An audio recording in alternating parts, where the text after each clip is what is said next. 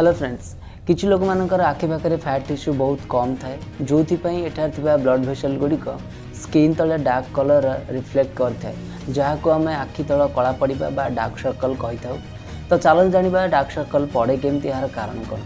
वीडियोटी भल लगे like share और सब्सक्राइब करने को केबे भूलिबे। जदि आपनकर फैमिली कहार होता है तो आपन को हबार चांसेस अधिका थाए किंतु डार्क सर्कल सब से हबार चांसेस अधिका थाए जो मैंने अनहेल्दी लाइफस्टाइल को फॉलो करते जमीक अधिका स्ट्रेस नवा कम शोवा अधिकांश टाइम कंप्यूटर किंवा मोबाइल को व्यवहार करवा।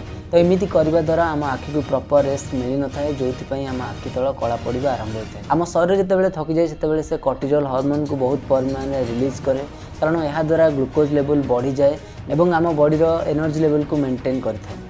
यही हार्मोन ग्लूकोज लेवल को बढ़ावा सहित किसी ब्लड भेसल को संकुचित और प्रसारित करता है। आम आखि चारिपाखर किसी ब्लड भेसल संकुचित और प्रसारित फल आखि तले पतला स्किन ये कला देखा जाए और किसी लोक मानकर periorbital hyperpigmentation medical condition सेठारे प्रचुर परिमाण में मेलानिन रिलीज होता है जो आम आखि चारिपाखर डार्क सर्कल पड़ी था। भल लगे शेयर निश्चिंत करें। नमस्कार।